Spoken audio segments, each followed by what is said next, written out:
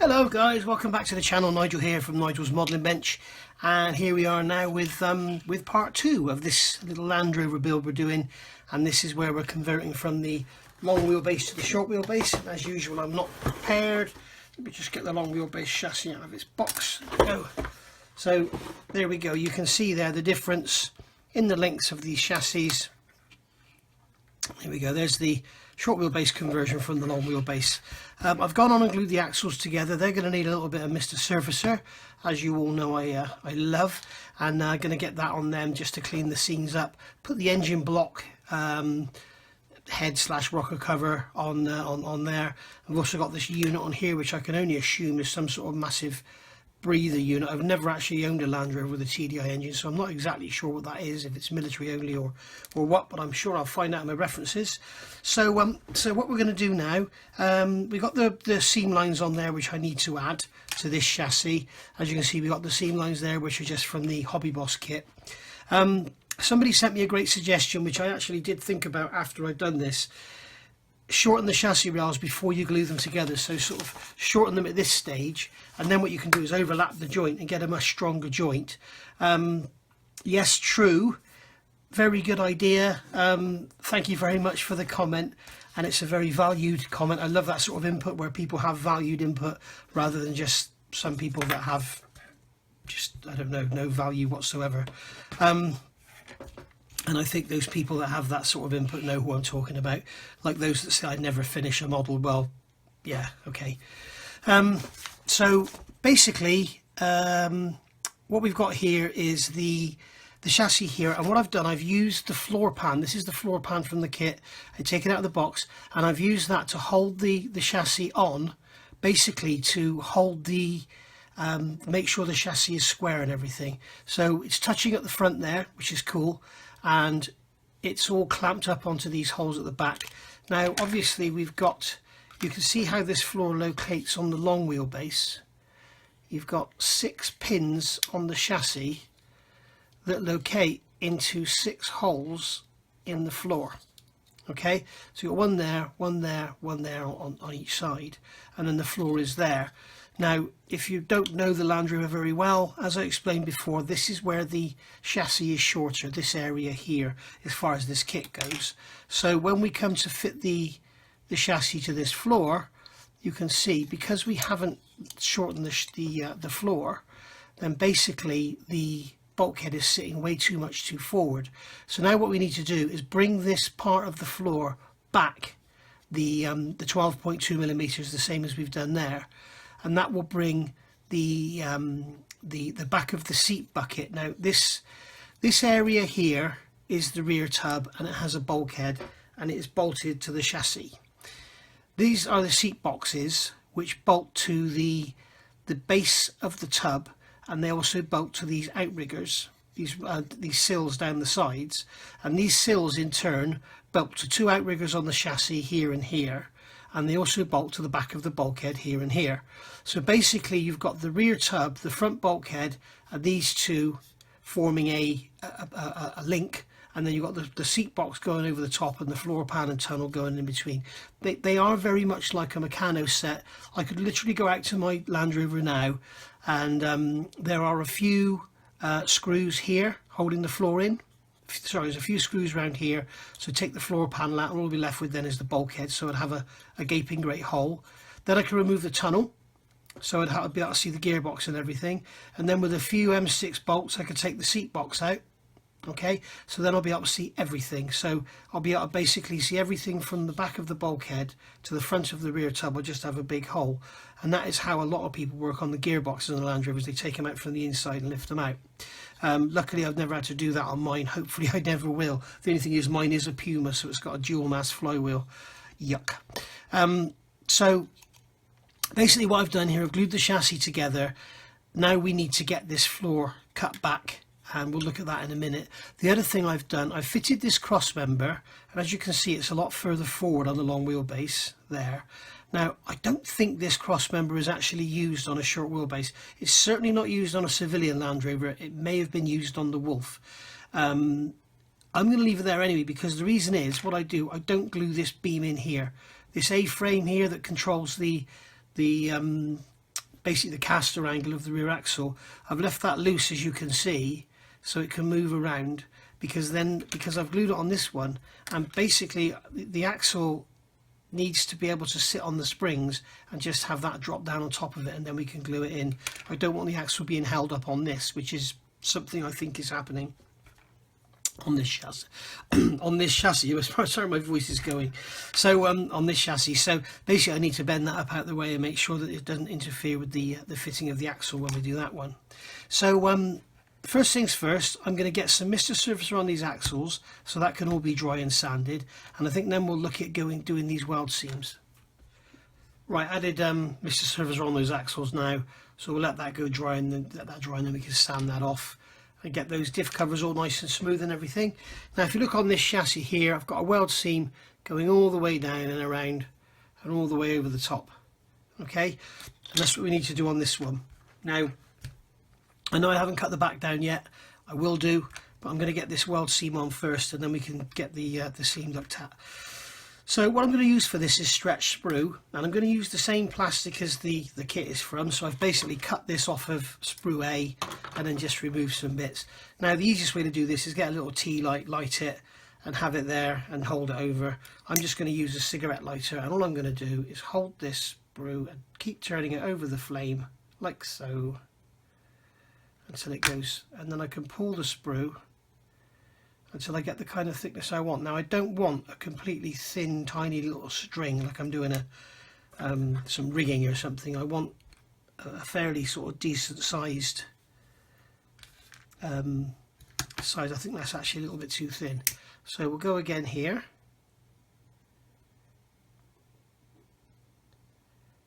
Just heat it up until it starts to melt, as you can see there, and then I'm going to pull it. And there we go, that's the kind of size I'm after. You could use some very thin plastic rod if you want to, but you know, why waste the money? So that's the sort of size I'm after, because I want it to sort of a bit over the top, if you like. The welds on these things weren't particularly lovely, but I want it to be a little over the top to make it stand out, and then when we paint Mr. Surfacer over it to clean the seam up and everything, it will sort of blend it all in a bit. You'll see what I mean when I do it. Just going to pull that. That's gone too thin. Let's pull it from there. That's the kind of thickness we're after. So the secret is, it's how hot you get it is what size you'll get at the end of the day.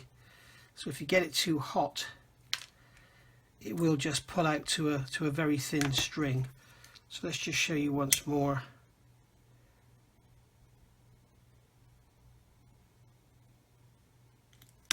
That's not as hot as it has been.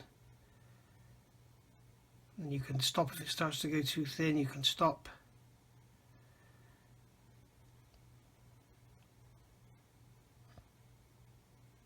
There you go. Now some plastic works better than others. That's too thin there. I don't want that one, that's too thin. I was doing a kit a few weeks ago, and I think I was using some Roden sprue, I think. And I think it was Roden. Maybe I shouldn't say a manufacturer because I'm not sure which one it was. But it was awful, it wouldn't stretch, it just kept pulling apart, like that did then. So I didn't get that hot enough.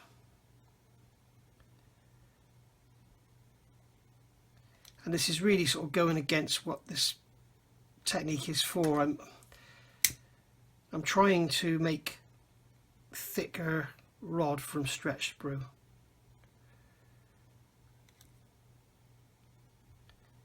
And straight away that's gone thin, you see, so I'll pull it from there. Yeah. Lucky I got such a long piece.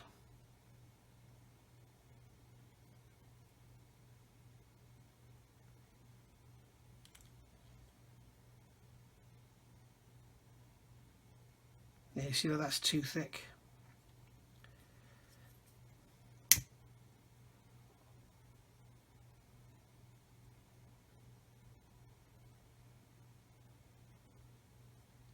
So again, I think this is what a lot of people like about the channel. I do show you how to do things wrong as well as getting them right. Yeah, this plastic has decided it's not going to play ball.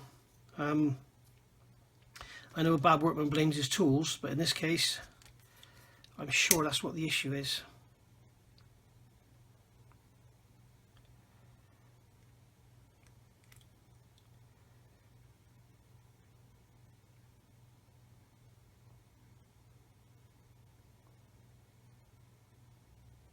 So, you know, move along a couple of inches along the sprue and it's performing much better.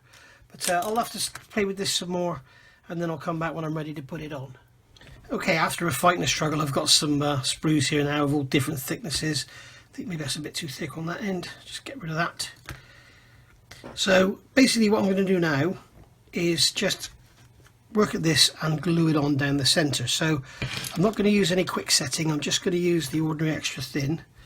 And I'm going to take this one here and just basically line it up on the centre of the chassis like so, and then just put some, get my finger a bit further away, get some extra thin under it, let it capillary under, and then come up a bit further, trying to keep it in the centre.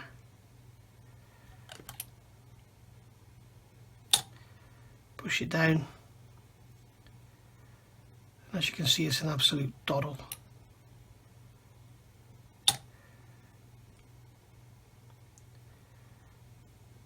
And there we go, it's as simple as that. And then I'm going to trim the end off, just like that. And then if you want to, you can get a straight edge, kind of put it on there and look at it and make sure you got it, you're happy with where it is. And then what we do is come along with some more extra thin and brush it over the top and kind of flood it, because we want to soften it up a bit. And then what I've got here is an old spare shaft with a spline on the end. What I could do is go along. I need to let it get settled down a bit more first, it's moving.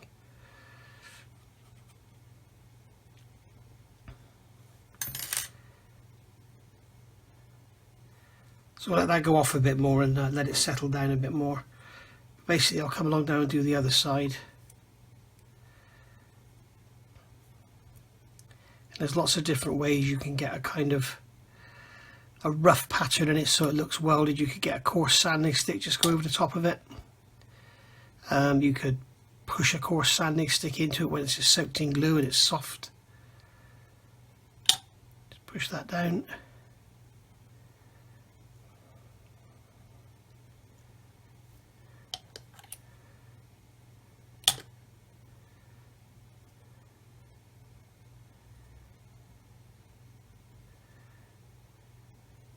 There we go.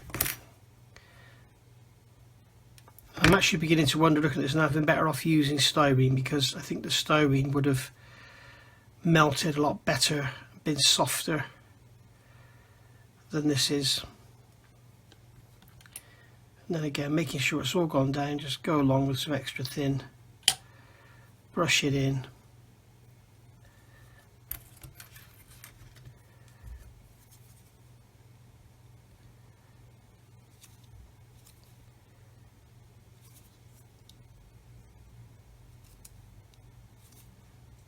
There we go. Just straighten that one up. As I say, you don't really have to do this if you don't want to, but I just like to do it because I know it's a feature of the Land Rover and I know it's there. So, you know, it's just OTT probably, but hey, I didn't do that front crossmember either.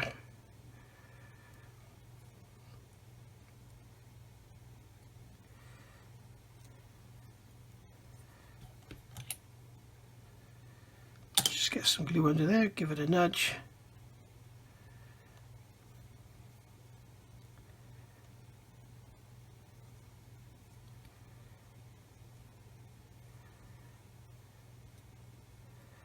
And do the same again here.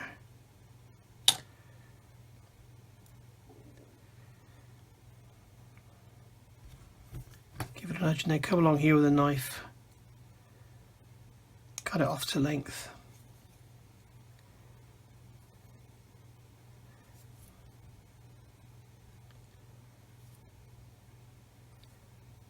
Okay, so there you go, you get the idea. You can just nudge it over with a rule,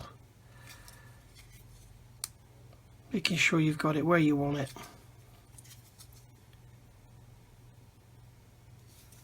Just like that. Job done.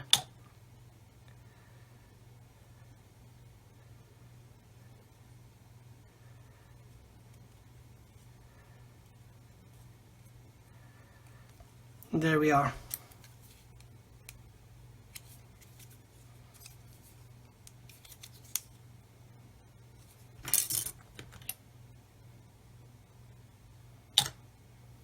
Okay, so I'll get the rest done and then I'll come back. Obviously these little bits in here, just trim a little length off, glue it in, and the same under here. And then if we need to, if there's anything that's going to foul anything, we just cut it away, scrape it away, sand it away, whatever. Okay, right, jumping ahead slightly here. So when you last saw me, what I'd done, I glued the stretch sprue onto here, let that dry. Then I've gone over some Mr. Surfacer 1200. Then I've sanded it all down just to get it all sort of flat and level, so it's all the same height. Because remember the stretch sprue was all different thicknesses. So, but I've left it still a little bit too pronounced. It's a little bit over scale, just for that sort of effect that it's there. Then what I've done is, on top of the Mr. Surfacer, you'll see here, what I've done is gone over again with tamming it extra thin. Okay, and that sort of melts the plastic and the Mr. Surfacer in together, so you don't get this sort of surface with the sprue on it. You're sort of blending it all in. And then, like I say, with this splined rod, this is a steel rod with a spline on the end, I can just roll over the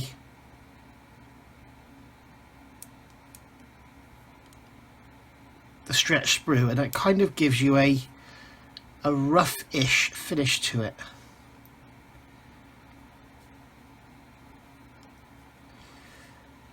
And if I can catch it in the light, I can show you what I mean. Okay, I don't know if you can see that. But then once we actually paint this and then dry brush it and stuff, it'll sort of stand out a lot better. And then if you want to, if you just want to sort of break down some of that rough effect, just go over it with the extra thin again, and it will kind of blend in. Now we've got that on there wet, you can see the kind of the weld effect on there. If I can catch it in the light, I can't. But there you go. You can see it's got a kind of rough finish to it. So there we go. Like I say, it's a bit over scale, but I have been out and looked at my Land Rover. It's quite a fat weld. In reality, it's obviously done automated, and it's probably MIG, and they're probably, you know, using a lot of current and to make sure they get really good penetration. So, you know, you got some fairly thick steel there, and it's all just forming into, it's quite a fat, you know, quite a lumpy weld. It's not a beautiful weld. There's quite a lot of spatter around it and everything, but you know, it does its job. It's a very strong weld. The chassis these days, well, they say these days, mine's a 2011. If you look at my chassis compared to like a 1990s, it's nothing like as nice. One of the things that annoys me with the newer Land Rovers, if you're into your Land Rovers, you'll notice the rear crossmember on anything, it seems like after 2006, 2007, all the crossmembers seem to turn in on the ends when they've welded them. When you weld, it shrinks, so that it's like it's moved in. So when you look at any sort of newer Land Rover, you will see that the rear ends of the crossmember, unless it's been replaced, of course, the rear ends of the crossmember always sort of taper in underneath the body. And you know, I've put little bumperettes on mine just to hide it, because it just really annoyed me. But anything sort of, you look at a 1990s Land Rover, it would have been dead straight. It was probably all clamped and jigged and, you know, welded properly and everything. And these, well, I keep saying these days, but they don't make them anymore. But, you know, towards the end of production, they probably just banged them on a jig and knocked them out as quick as they could. So yeah, right, so got both those chassis done now. Now we've got to look at taking this, I think it's roughly 8, I'm going to go and measure my Land Rover again. We've got to look at taking this 8mm out of here. Right, so here we go, it's maths time, guys. First of all, I want to start by saying you've got two options here. You could glue all this together, so you could glue all your side panels on and everything, which fit absolutely beautifully, I must say. The fit on them is quite incredible. Everything just snaps into place. So you could put it all together like this, and then, oh dear, always the same, in off camera this goes together in about 3 seconds flat. On camera it plays you up. So you could put all this together like so and have your tub all built, and then start to slice it up. That way you're only doing the one cut. I want to do it individually for the added enjoyment of doing it individually, if you like, and also that way I can do it step by step. And I also worry that if you start cutting this around, you're going to start flexing the sides and stuff. I'd rather have it laid flat, and then I know I can get my lines parallel. You know, we can cut some tape to the right width, put it down there, cut either side of the tape. When we come together, we know that everything's going to be parallel. If it's all in one piece, I'm not sure it'll be so easy, but you know, you do it your way, I'll do it mine. Either way we'll get the same result.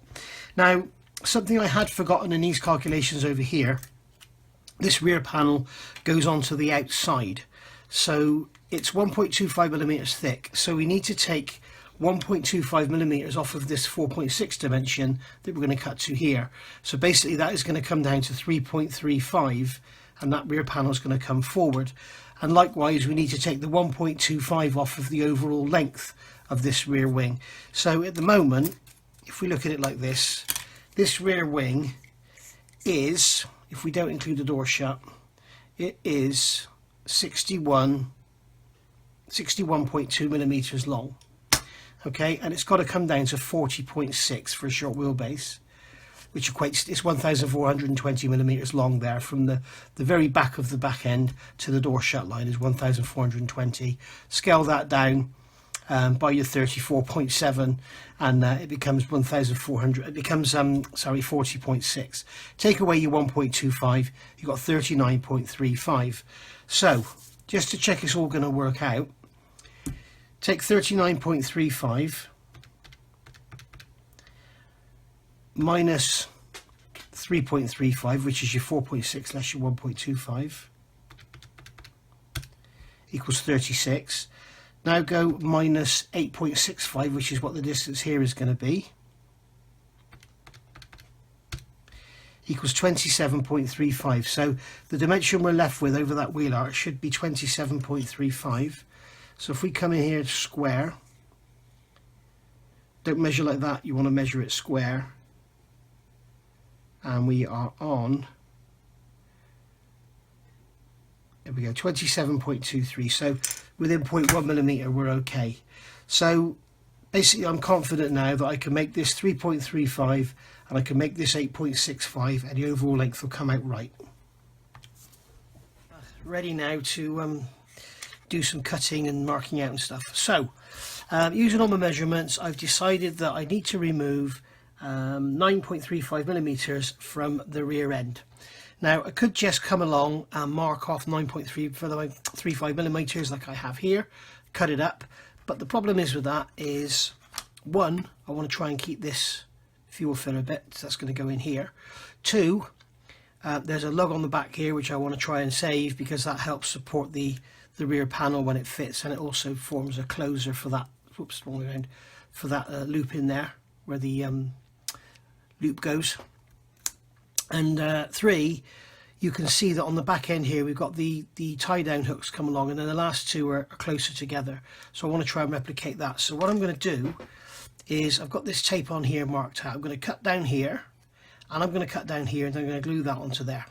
Okay, so I'm giving myself another glue joint, but it's only a flat panel, it shouldn't be too much of a job to do that. Of course the other thing I could do is just cut out along there and then add that piece in after. I suppose that might be a better idea. But anyway, I'll do it this way for now. So what I'm going to do, I need some 3mm tape so I can mark a line 3mm, and then I got another line there which is marked out at what is it? It's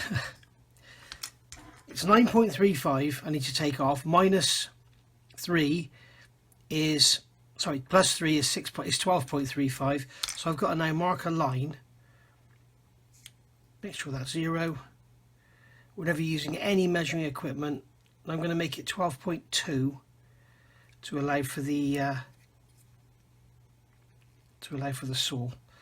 Okay, so I can hold this on the back here nice and square, and then I can take my scriber wherever it's gone. There it is. And I can come along now and mark that like so. Okay, so there's my cut line. So what I need now is a piece of 3mm masking tape to go there and a piece of masking tape to go there, just to act as a guide for the cutting. So out comes my Infinity Easy Cutting Type A cutting mat. So you can see I've already done this side here. I've cut it to length, 2 lengths of 25mm long. So I go 1, 2, 3, and then with my knife just come down that groove, and that gives me a perfect 3mm wide piece of masking tape, which I can get in my tweezers and then place on the back end like so, and make sure it's flush with the, I want to pull it off a bit, actually get it a bit higher up. Make sure it's flush with the back edge. Now some of you may think I'm absolutely crazy and I could just cut it once and then replace that little loop, or replace that loop with a piece of photo etch or something, but let's imagine we don't have any photo etch, and let's just imagine that, yep, I am crazy. Who cares, eh? After all, it's only a plastic model. So there we go, that's not quite straight on the top, but making sure that it's not overhanging the end there. And at the end of the day, this is going to be buttoned up against the rear panel anyway, so we can add some plastic cards, sand it, whatever we need to do, we can get it right. And then I take this other piece here, take this off of the cutting mat, and just line that up with the line I've just scored.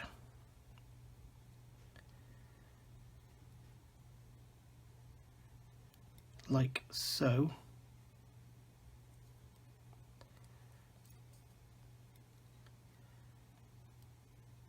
Doesn't want to stick down, does it?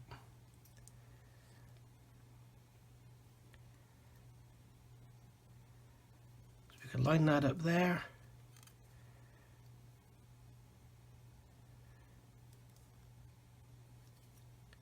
And there we go. Push that down in there.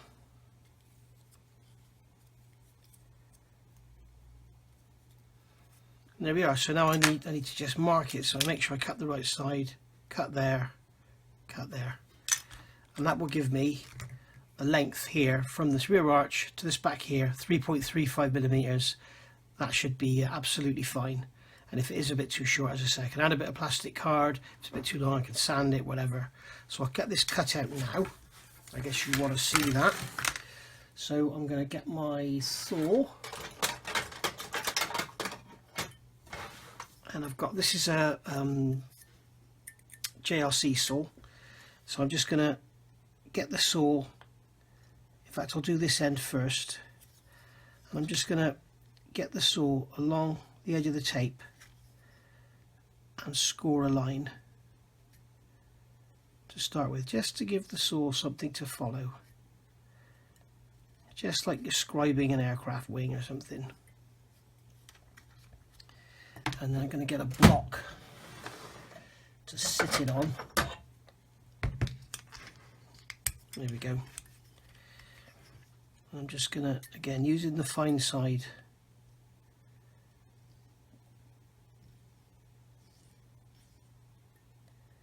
just follow along the edge of the tape. You're better to go into the tape than the other way, because you can always sand a bit off.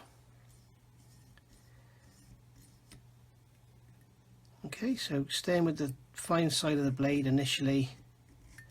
Oh, and the other thing I meant to tell you, I scribed a line on here parallel to the top face to the corner, because at the end of the day that corner needs to come up. This height here remains the same, that gets sharper. The angle on the bottom becomes more acute. So I'm going to cut that through there now.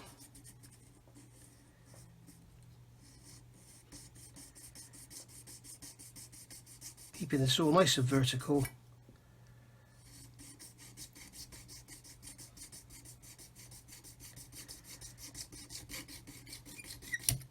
There we go, that's that cut through. Okay, and then this next one, again, we're going to keep this all nice and parallel to the side of the masking tape. And just scribe line, we've got that scribe line there previously, which the saw is following. Okay, and then I can change to the coarse side.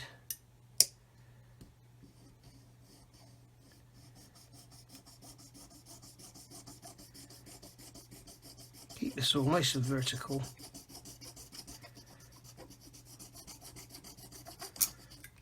And then I'm just going to move the part around for the final part of the cut. And there we go. So now what we're going to do is glue that onto there.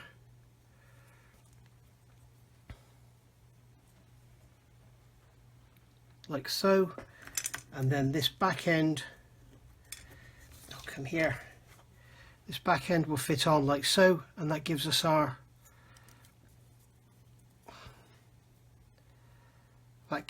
short wheelbase rear end. Okay, so I'll get the other side done and then I'll come back. Okay, so I've got this one glued together now, and we can see I've got a piece of scrap plastic temporarily in the back there and a piece of plastic in the bottom because we get the step up, and then that'll be filed to an angle once it's all dried. So how did I get there? I'm just going to check once more that this front face is parallel. Yep, it is. So how did we get there? So we've got the cut off part of the body, and we've got the part that we cut off the back. Now we know that this was supposed to be roughly 3mm long, and we know that we've taken off basically 9.35mm off of the overall length. So it's actually very funny because the front dimension, you've got to take 12.35 off the length there, and then you've got to take 9.35 off the back, and with that there makes it 12.35, so you're actually taking 12.35 off both ends, so it's a bit spooky. So anyway, so the overall length we're after, remember we've got to add this 1.25 on for the rear panel, so we're after 39.35 overall length. But we haven't cut the front yet, so we're going to add on the 12.35 that we haven't yet cut off, so that equals 51.7. So what I'm going to do now with my calipers, make sure the faces are clean, make sure it's at 0, and I'm going to measure the length of this part. And also what I can do is, using the calipers, I can check, and obviously I can't do it on the front of the camera, but if I had a light behind, you'll be able to see the light through there and see if we've got an angle or anything on that face, and check that that face is dead parallel to that one and also straight. So I'm just going to hold this up to the light now, and I can see that it's actually slightly convex on the face. So what I need to do is get it flat. Now I've shown you these before, these things are brilliant, they're from Premium Hobbies, it's only a tenner, and then you buy the wet and dry to go on the back, and they're basically 3D printed, really hard wearing sanding sticks. So I'm going to use the 220, it's the coarsest one in there, and then I'm just going to, in one direction only, just rub down, just in an attempt to flatten out this face. And remember, you have to keep it square, because otherwise you'll sand more of that away or leave more of it on. So keep it square and just go in one direction, and then I'm going to put that in the calipers. And I can see now that's pretty straight. I'm just going to give it a couple more swipes with that. And that's got that nicely straightened up, I should think. Yes. And we've got 48.6mm. So we've got 51.7 minus 48.6 equals 3.1. So we need this to be 3.1mm long. And it is actually 3.6, and again we've got it's slightly misshapen, it's a bit thicker at the top than it is at the bottom, so I've obviously cut it at a slight angle. So what I'm going to do is just sand the top just to try and remove some material from there and try and get it all parallel.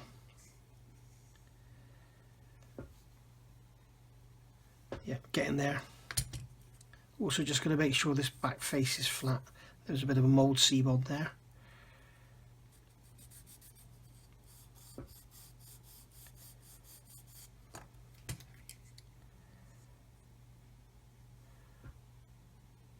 Okay, a bit more to come off yet.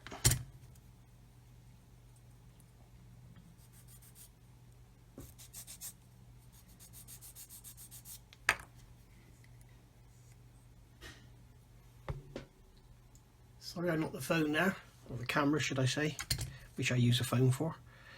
So, sanding some more off of there.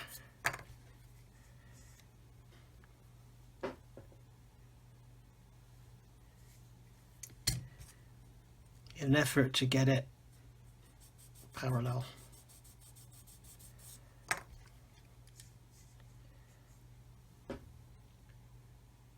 There we go. That's pretty good now.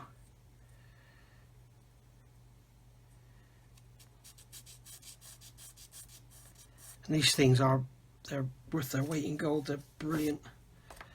So much better than a sanding stick because they are so rigid. Okay, so I'm happy now that that's parallel, and it's actually coming out at 3.37. So 51.7 minus 3.37 equals 48.33. So I'm going to have to sand some more off of here because it's easier to do. So I'm just going to take 0.24 off of here.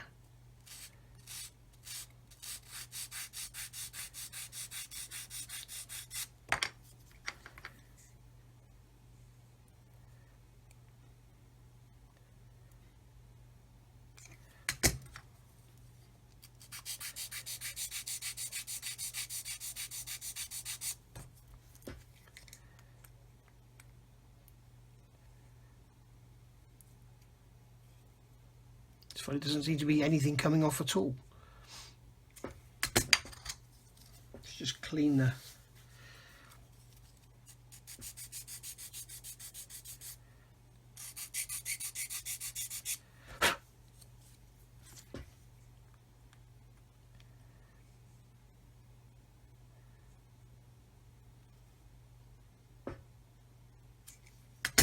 a little bit more off of there.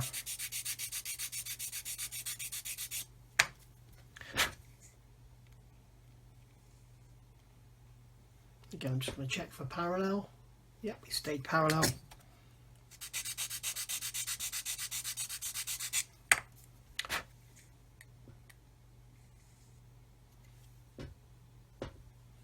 There we go, 48.34. I think that's good enough. So I get a piece of scrap plastic from my scrap plastics box. It's always worth keeping a little box like this with your pieces of scrap plastic card in. And then I'm just going to glue this to the back here, get some quick setting, and just glue that in there like that.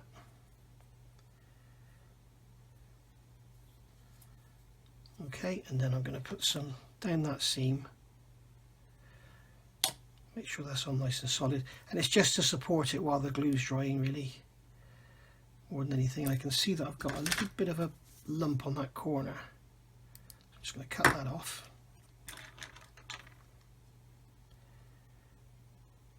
And I can put this on. So I'm going to put some glue down there and then quickly stick that onto there.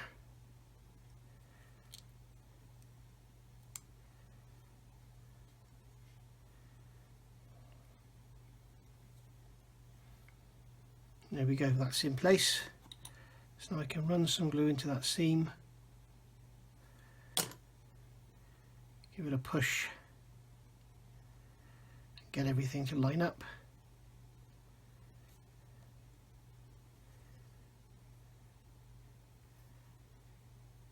Like so, and then I'm going to take a straight edge, put it across there and make sure the outside is flush.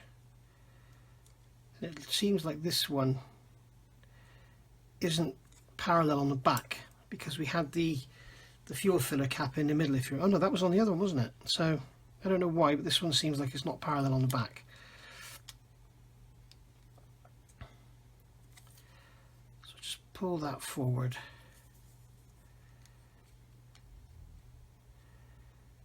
Like so. Get that flush, and there we are. And now when we measure this, it should be 51.7. And we've got 51.8, so I'm going to give it a squeeze.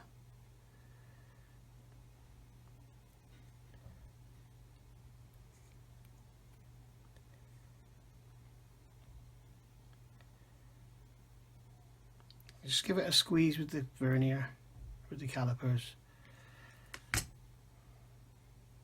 That will help to just let the glue do its work and shrink that joint down a touch. Put some plenty of glue in there.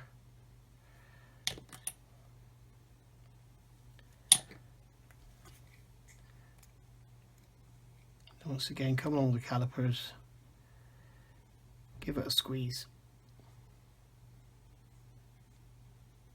And I'm happy with that. That is literally 70 microns too long, so that's nothing to worry about when you think one of the hairs on your head is 100 microns. So okay, so just check again with the rule, check across the top there, check across the top there, and then go around, and we're pretty good. So let that go off, we'll brush the Mr. Surfacer on there, and then sand it, and it should be an invisible seam. Okay, so that's them, and basically now what we're after, so I've removed 9.35 millimeters from this back end, and we're after a dimension from this back face to the back of the wheel arch of 3.35 millimeters. So I'm going to use my calipers there. It's very easy to overshoot. I've got three. If I set the calipers shorter than 3.35 and then put the back end up against, there we go, 3.27, 3.6. It's quite difficult to get in there and actually measure it because there's no definite edge there, but basically you're after, that's 3.5, but to give you the overall length, you're after an overall length of 51.7, remember, from the outside edge of the door shut. So I'm going to put my calipers in there, and there's 51.72, so that's the length I'm after to give me my dimensions, so that I can cut 12.35 out of here, and then that will give me an overall length of 39.35. So I need to look at that now. Now we're going to have to do this in two parts again, because this box here, we've got the door shut, we've got the door latch and everything. Somebody did actually ask me in the comments, could this be built with the doors open? They even give you the door latch, so yes you could, and there aren't many car kits out there that actually give you a door latch, so yeah, it would be nice to do this with the doors open and have that on display. So, and also you've got this panel here that forms that part of the bulkhead. Now I'm not sure about the Wolf, but I think there should be a bulkhead right across here. In fact, it may well be in the kit. Yes it is, it's there in the kit, so we're not going to worry about that. We've got a bulkhead going right across, so even if we don't actually have that piece in there, it doesn't really matter. So, but anyway, we're going to have to cut 12.35 millimeters out of this. Now that actual box there is, that's unfortunate, it's about 13.5. So if that was just a little bit shorter, we'd have got away with it. I'm guessing this one's going to be the same size. Yeah, that was about 13.5. So basically what we could do is cut this off, cut that off flush with there, and then just put a piece of 1mm plastic card in there, and it'll be a lovely join. So we can leave that box on the back, I think, or maybe cut it off after we've done all the joining and everything. That'll give us our square. So let's start measuring this up. A little bit of good news for you guys. I've just been looking at some pictures on Google of short wheelbase wolves, and obviously we don't have this latch here, so that can go, and it appears that we don't have these three here either, and it looks like they may be some sort of canvas tie down for a door for the Wimics, because when you look at the Wimic, like here, it has no it has no door, and we've got these three parts here, and these mouldings are a direct carryover from the Wimmick, so maybe they're not supposed to be there at all. Those two there appear to be there on all the short wheelbase, obviously closer together, so I'm going to leave that. The other thing is these four rivets here, they appear to be further back here on the short wheelbase, so we'll look at that too.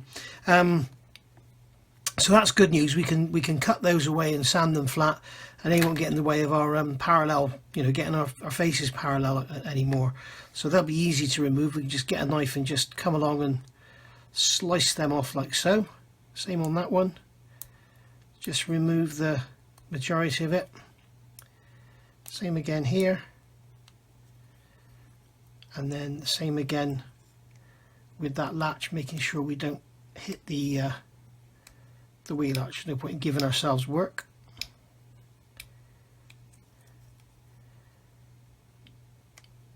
So there we go.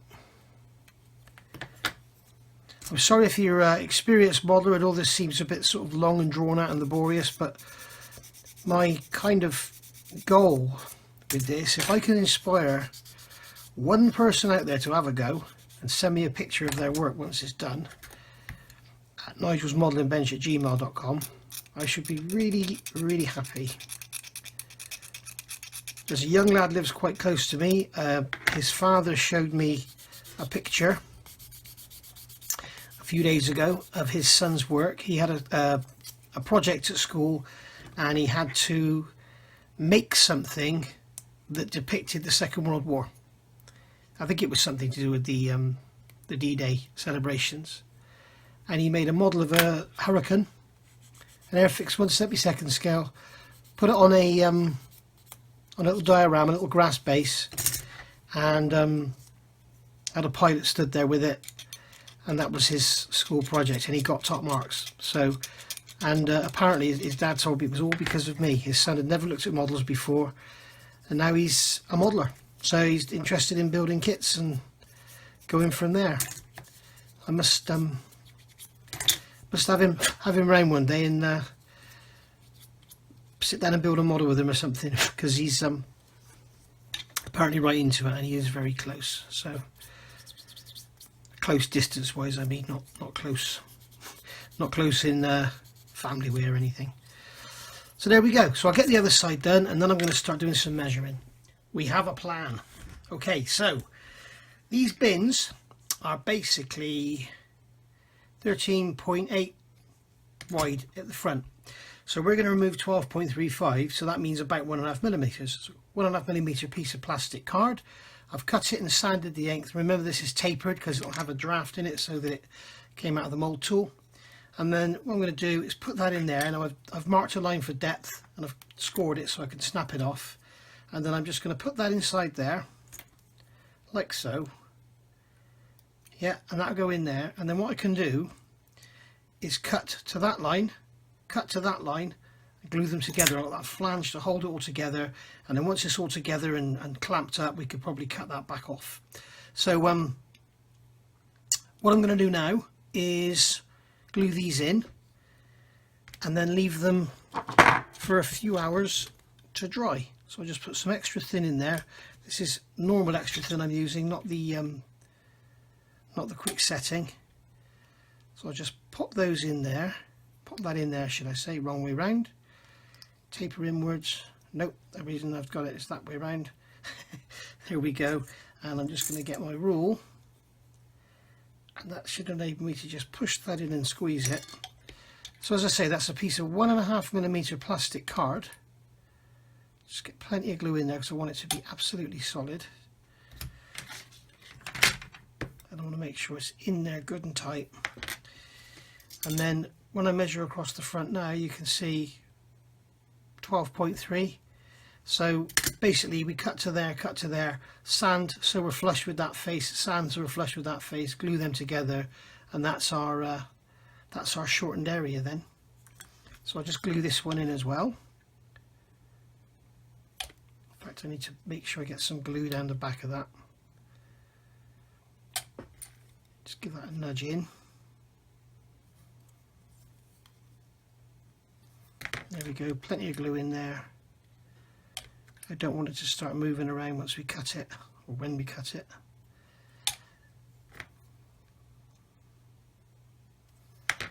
Okay, and then just do another check on there, and that one is 12.32, so perfect. So we can cut just inside that line, cut just inside that line, sand it all flush, glue them together, clamp it. We'll basically have a solid lip there then, which is basically going to be that face glued to that face. Okay, so I'm going to leave that to dry now, because I don't want to start cutting that about. I need to let this area back here go all hard and solid as well. And then what we're going to do next is start looking at the floor, because basically this is how it fits at the front end. Okay, so there's your door shut, there's the back of your bulkhead, and then at the back end you can see we've got these two pegs here, and that peg goes in that hole there like so. So there's your back end. You will go together. There we go, there's your back end together. So basically we need to cut some material out of the back end, and I think we'll have to cut some material out the front end as well, because we've got all this detail on the floor and I don't want to lose that. What I'll probably do is cut something away from here, so we'll lose that area there, and then we'll probably cut here and here, so we'll lose that there, but I'm not too worried about that. So there we go. I'm going to call that a day for part 2, basically so I can get this video out there for you. And so yeah, like I say, I hope at least one person, just one person, follows along and does this on a you know, on a rag top or a hard top. And it'd be great to see that I've inspired someone to have a go, because so many people do like to build out the box, and they're kind of, you know, they like to buy the resin or their photo etch or whatever and do conversions. But when you actually do stuff yourself, when you're just using plastic card and no resin parts and no aftermarket influence, you know, I'm giving the dimensions, making it as easy as I can. You know, give it a go. If you're not too worried about a position of these loops and everything on the back, you could just literally cut 9.35mm off the back and you'll end up with the same length. It means you've only got to cut it once, and then you can sand it nice and square, so you won't have this join. But I want this because that is going to go in here. Sorry, on this side. Is it this side? That's this side. That's going to go in here, somewhere in there. So that's going to have to be cut out and feathered in, which means I probably didn't need to do that. And then also I wanted to make sure these catches were right, and we're going to have the same issue with the catches on the front. We're going to cut straight up there, so we'll have that one, and we're going to cut straight down there, so we'll have that one. And if you look at pictures, the first two, as these are, the first two are closer together as those will be. So at the moment it's all going to plan very hunky-dory. It's probably going to come and bite me in the end, but one thing we need to be looking at now as well is shortening the back of the chassis. Now we've got this pin here which goes into this hole here in the chassis. Not really too worried about that, because basically it could go anywhere along that groove. We could just drill a hole or whatever, but the back has to be shortened. The back half of the chassis has to be shortened, because you can see that when you put the wing now over, if you imagine this is the wheel center line, when you put the wing on like that, you can see that we've got too much chassis on the back. And what we're going to do is mark parallel lines on there so we can decide where we cut it. So we cut a section out so that basically, if I could just show you on a piece of paper, this area of the chassis is like that. Yeah, so if we just cut it there, we would then have to try and join that up and keep it parallel. So if we draw some parallel lines across, where they cross like that, if we cut the area out there, then when we come together we'll end up with, rather than having something like that. Okay, so that's the plan going forward. I'll show you that in the next part. The next part is going to be about cutting this and getting this together, and then cutting the back of the chassis. So thanks for watching, and I look forward to seeing you all soon. I think this has been part 2, hasn't it? So I'll see you back for that. See you back for part 3 after you've watched this one. Bye for now.